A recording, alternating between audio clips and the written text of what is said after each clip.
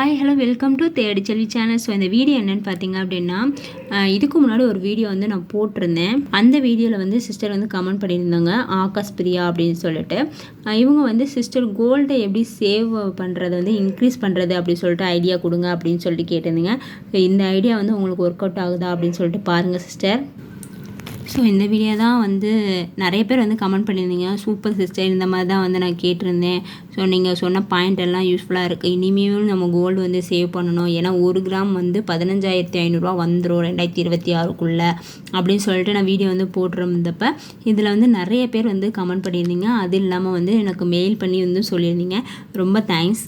So இதே மாதிரி பார்த்தீங்க அப்படின்னா எப்படி வந்து கோல்டை வந்து சேவ் பண்ணுறதை வந்து இன்க்ரீஸ் பண்ணுறது அப்படின்னு சொல்லிட்டு ஒரு வீடியோ வந்து போடுங்க அப்படின்னு சொல்லிட்டு கேட்டிருந்தீங்க.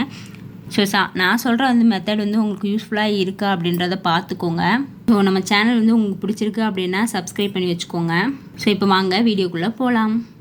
கோல்டு எப்படி இன்க்ரீஸ் ஆகுதுன்னு சொல்லிட்டு உங்களுக்கு ப்ரூஃபோடையே வந்து நான் காமிக்கவும் செய்கிறேன். ஸோ அதுக்கு முன்னாடி சில இது வந்து டிப்ஸ் வந்து சொல்கிறேன், அது வந்து உங்களுக்கு யூஸ்ஃபுல்லாக இருக்குது அப்படின்றத பார்த்துக்கோங்க. இப்போ வந்து நான் போன வீடியோவில் வந்து சொல்லியிருப்பேன். ஸோ இந்த வீடியோவில் பார்த்தீங்க அப்படின்னா நகைச்சீட்டு வந்து போடுங்க. பெஸ்ட்டு பார்த்தீங்க அப்படின்னா கோல்டு காயின் வாங்குறது, கோல்டு ஜுவல்லரி வாங்குறது, அப்புறம் நகைச்சீட்டு வந்து போடுறது வந்து பெஸ்ட்டு. சீட்டு வாங்குங்க அப்படின்னு சொல்லிட்டு டிஜிகோல்டு வந்து போடுங்க அப்படின்னு நான் சொல்லியிருப்பேன். அதை விட இப்போ வந்து பெஸ்ட்டாக இருக்குது. சொல்லும் போது கூட இது அவ்வளோக்கா வந்து பெஸ்ட்டாக இருக்க மாதிரி இல்லை. ஆனால் இப்போ வந்து ரொம்ப பெஸ்ட்டாக இருக்குது. என்னது அப்படின்னா, நீங்கள் அடகு வச்சு புது நகை வாங்குறது. ஸோ அது என்ன மெத்தடுன்னு தெரிஞ்சுட்டு நீங்கள் வந்து அடகு வைங்க. அப்புறமேட்டுக்கு அடகு வச்சுட்டு அதை திருப்ப முடியல அப்படின்னா ரொம்ப கஷ்டம். நான் எப்படி சொல்கிறேன் அப்படின்றத பார்த்துக்கோங்க. அது வந்து உங்களுக்கு ஓகேவாக இருந்தால் மட்டும் இந்த மெத்தடை வந்து ஃபாலோ பண்ணுங்கள். ஏன்னா கோல்டு வச்சுருக்கீங்க அப்படின்னா அதை எப்படி இன்க்ரீஸ் பண்ணுறதுன்னு கேட்டிங்க. ஸோ இது ஒரு வே இருக்குது. ஸோ அதை தான் சொல்கிறேன்.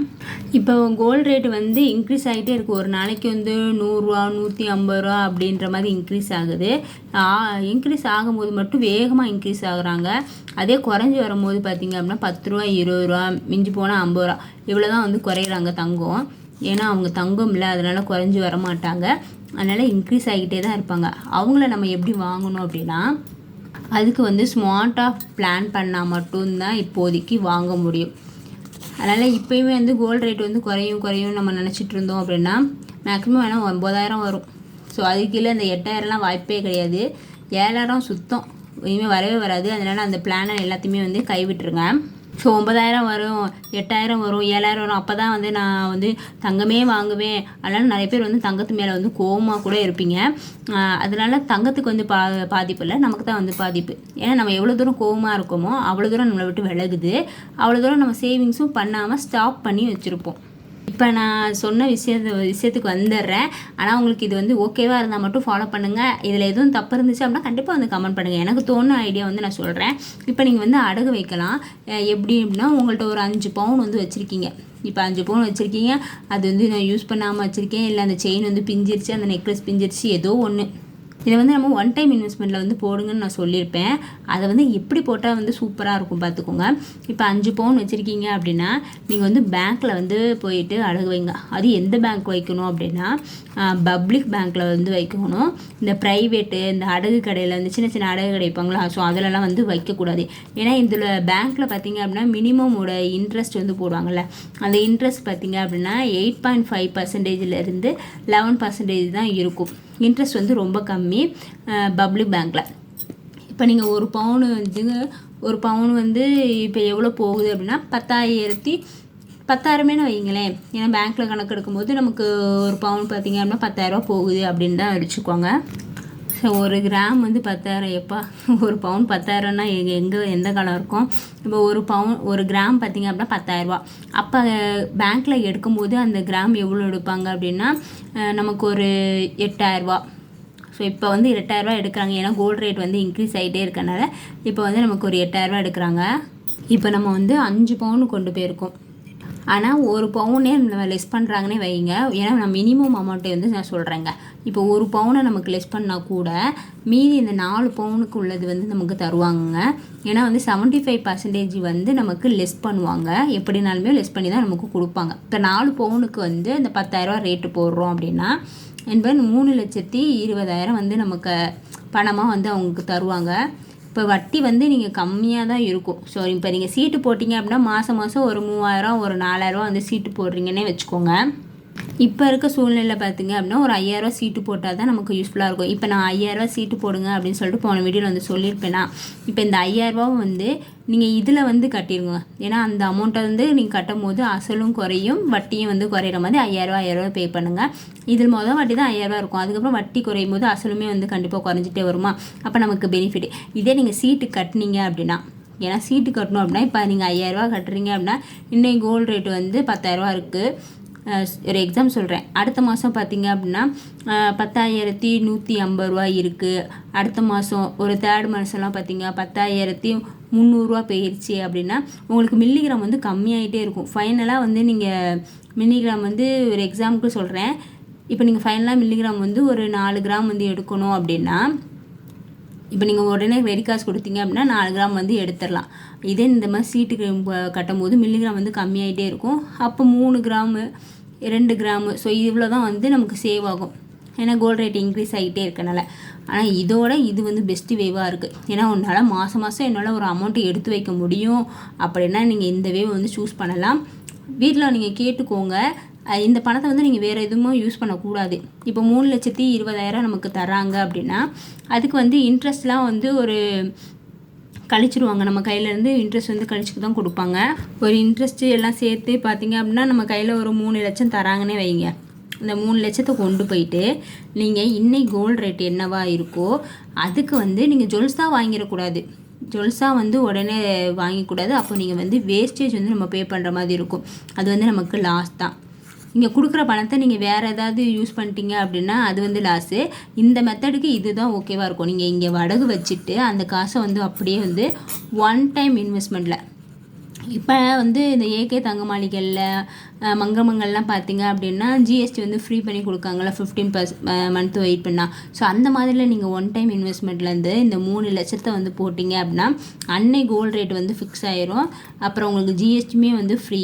அப்போ நீங்கள் நெக்ஸ்ட் இயர் வந்து இந்த கோல்டு ரேட்டுக்கு எவ்வளோ கிராம் வந்து சேவ் பண்ணியிருக்கீங்களோ. இப்போ எக்ஸாம்பிளாக நான் சொல்கிறேன். இப்போ 3 கிராம்னா ஒரு 4 கிராம் வந்து நீங்கள் சேர்த்து வச்சுருக்கீங்க அப்படின்னா ஒரு 4 பவுன் சேர்த்து வச்சுருக்கீங்க அப்படின்னா அது வந்து நீங்கள் உடனே வாங்காமல் ஒரு 15 மாதம் வெயிட் பண்ணி அந்த 4 பவுன் வந்து வாங்க முடியும். இதே இந்த நீங்கள் சீட்டு போட்டிங்க அப்படின்னா மில்லிகிராம் வந்து கம்மியாகிட்டே இருக்கும். அது இல்லாமல் கோல்டு ரேட் வந்து கூடிக்கிட்டே இருக்கும். அதனால் இந்த மெத்தட் வந்து நீங்கள் யோசித்து முடிவெடுத்து பாருங்கள். ஸோ ஒரு 5 பவுனை அடகு வச்சு இந்த மாதிரி ஒன் டைம் இன்வெஸ்ட்மெண்ட்டில் பண்ணிவிட்டு அதுக்கப்புறம் நெக்ஸ்ட் இயர் எடுக்கும்போது நீங்கள் வேஸ்டேஜ் இல்லாமல் ஜிஎஸ்டி இல்லாமல் கூட நீங்கள் வாங்கிக்கலாம். ஸோ அது வந்து பெஸ்ட்டாக இருக்கும். இதே வந்து நீங்கள் அந்த ஒரு வருஷம் நீங்கள் அதுக்கு 5000 சீட்டு கட்டினீங்க அப்படின்னாலுமே உங்களுக்கு இவ்வளோ இந்த 4 பவுன் வந்து சேர்த்துக்க முடியுமானா சேர்க்க முடியாது, வாங்க முடியாது. எப்படினாலுமே அடகு வச்சு நம்ம வட்டி அசல் வந்து கட்ட போகிறோமே அப்படின்னு நீங்கள் நினைப்பீங்க. அதுதான் சீட்டு போடுறதுக்கு பதிலாக அந்த சீட்டு உள்ள அமௌண்ட்டை வந்து இப்போ ஃபிக்ஸ்டாக எனக்கு வந்து நான் பிஸ்னஸ் பண்ணுறேன் இல்லை நான் வேலைக்கு போகிறேன் எனக்கு சேல்ரி வரும் ஃபிக்ஸ்டாக இந்த அமௌண்ட் எனக்கு 5000 என்னால் எடுத்து வைக்க முடியும் அப்படின்னா நீங்கள் இந்த வே வந்து சூஸ் பண்ணலாம். ஏன்னா என்கிட்ட நான் யூஸ் பண்ணவே இல்லை. இந்த மாதிரி ஜுவல்ஸு இப்போ நெக்லஸ் இதெல்லாம் எப்போயாவது தான் வந்து யூஸ் பண்ணுற மாதிரி இருக்கும். ஸோ அந்த மாதிரி இதெல்லாம் வந்து நீங்கள் சும்மா பீரோவில் வச்சுருக்கிறது பதிலாக இந்த மாதிரி வந்து யூஸ் பண்ணிக்கலாம். நீங்கள் வேறு செலவு இருந்து அடகு வச்சு நம்ம வேறு ஏதாவது பண்ணுவோம் அப்படின்றவங்க வந்து அவங்களுக்கு வந்து இது வந்து பண்ண முடியாது.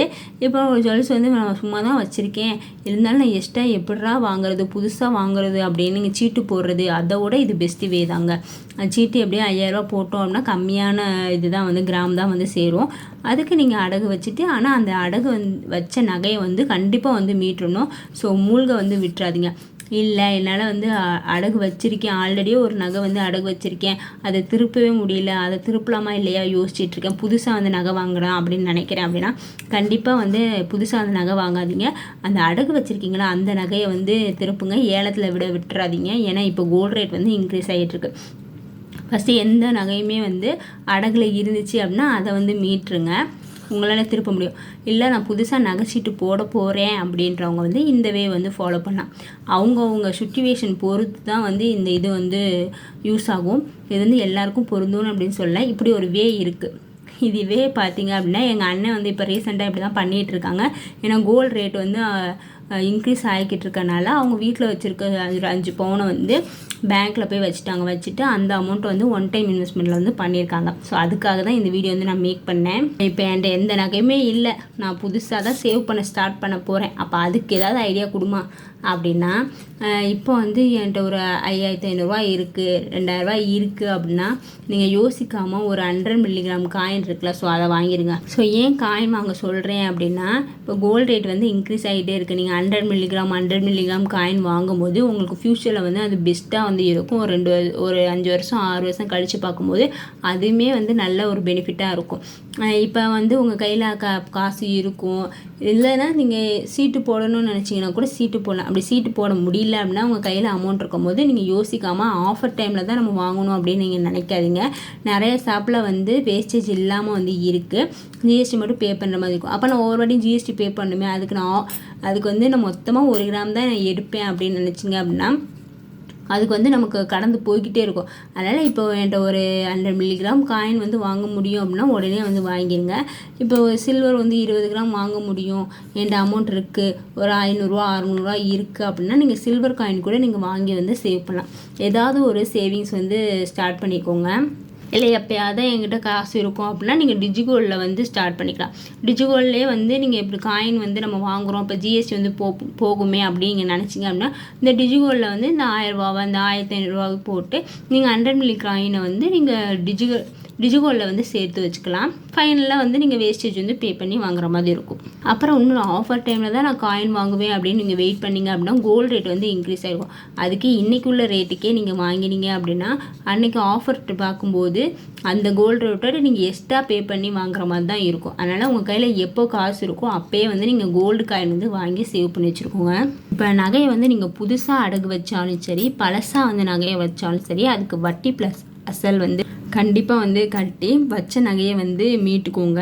இது வந்து இப்போ ஒரு 10 பவுன் நான் சும்மா வச்சுருக்கேன், அந்த நகையை வந்து நம்ம மல்டிபிள் பண்ணணும் அப்படின்னா 1 இயர் உங்களுக்கு டைம் இருக்குது அப்படின்னா நீங்கள் எப்படியுமே வந்து இந்த அமௌண்ட்டுக்கு பார்த்தீங்க அப்படின்னா ஒரு 5 பவுனாவது சேர்த்துருவீங்க. நான் வந்து மினிமமாக தான் சொல்கிறேன். 10 பவுனை நீங்கள் அடகு வைக்கிறீங்க அப்படின்னா ஒரு 5 பவுன் வந்து நெக்ஸ்ட் இயரில் வாங்கிடுங்க.